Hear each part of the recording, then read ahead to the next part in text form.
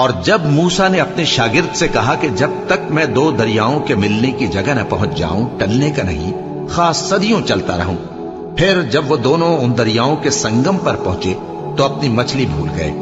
پھر اس مچھلی نے دریا میں سرنگ کی طرح اپنا رستہ بنا لیا۔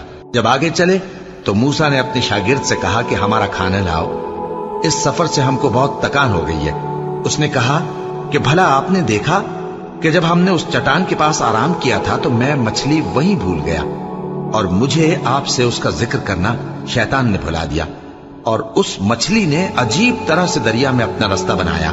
موسیٰ نے کہا یہی تو وہ مقام ہے جسے ہم تلاش کرتے تھے۔ تو وہ اپنے پاؤں کے نشان دیکھتے دیکھتے لوٹ گئے۔ وہاں انہوں نے ہمارے بندوں میں سے ایک بندہ دیکھا جس کو ہم نے اپنے ہاتھ سے رحمت خاص سے نوازا تھا اور اپنے پاس سے ایک خاص علم بخشا تھا۔ موسیٰ نے ان سے، جن کا نام خضر تھا، کہا کہ جو علم اللہ کی طرف سے آپ کو سکھایا گیا ہے، اگر آپ اس میں سے مجھے کچھ بھلائی کی باتیں سکھائیں تو میں آپ کے ساتھ رہوں۔ خضر نے کہا کہ تم میرے ساتھ رہ کر صبر نہیں کر سکو گے، اور جس بات کی تمہیں خبر ہی نہیں اس پر صبر کر بھی کیسے سکتے ہو؟ موسیٰ نے کہا اللہ نے چاہا تو آپ مجھے صابر پائیے گا، اور میں آپ کے ارشاد کے خلاف نہیں کروں گا۔ خضر نے کہا اگر تم میرے ساتھ رہنا چاہو تو شرط یہ ہے مجھ سے کوئی بات نہ پوچھنا جب تک میں خود اس کا ذکر تم سے نہ کروں۔ تو دونوں چل پڑے، یہاں تک کہ جب کشتی میں سوار ہوئے تو خضر نے کشتی کو پھاڑ ڈالا۔ موسیٰ نے کہا کیا آپ نے اس کو اس لیے پھاڑا ہے کہ سواروں کو غرق کر دی؟ یہ تو آپ نے بڑی عجیب بات کی۔ خضر نے کہا کیا میں نے نہیں کہا تھا کہ تم میرے ساتھ صبر نہ کر سکو گے؟ موسیٰ نے کہا کہ جو بھول مجھ سے ہوئی اس پر مواخذہ نہ کیجیے اور میرے معاملے میں مجھ پر مشکل نہ ڈالیے۔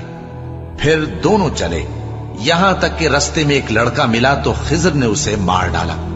موسیٰ نے کہا کہ آپ نے ایک بے گناہ شخص کو ناحق بغیر قصاص کے مار ڈالا، یہ تو آپ نے بری بات کی۔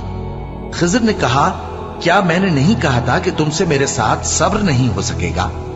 انہوں نے کہا کہ اگر میں اس کے بعد پھر کوئی بات پوچھوں یعنی اعتراض کروں تو مجھے اپنے ساتھ نہ رکھیے گا کہ آپ میری طرف سے عذر کے قبول کرنے میں حد کو پہنچ گئے ہیں۔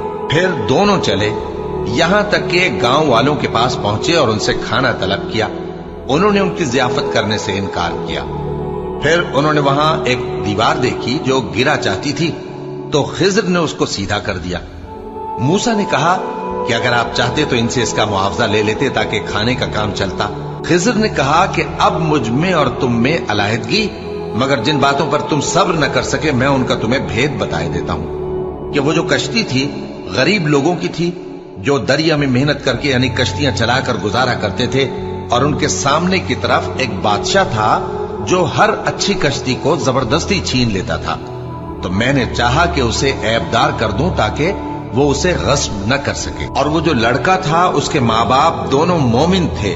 ہمیں اندیشہ ہوا کہ وہ بڑا ہو کر بد کردار ہوگا تو کہیں ان کو سرکشی اور کفر میں نہ پھنسا دے، تو ہم نے چاہا کہ ان کا پروردگار اس کی جگہ ان کو اور بچہ عطا فرمائے جو اخلاقی پاکیزگی میں بہتر اور محبت میں زیادہ قریب ہو۔ اور وہ جو دیوار تھی سو 2 یتیم لڑکوں کی تھی جو شہر میں رہتے تھے، اور اس کے نیچے ان کا خزانہ دفن تھا، اور ان کا باپ ایک نیک آدمی تھا۔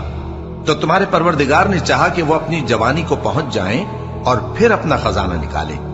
یہ تمہارے پروردگار کی مہربانی ہے، اور یہ کام میں نے اپنی طرف سے نہیں کیے، یہ ان باتوں کی حقیقت ہے جن پر تم صبر نہ کر سکے۔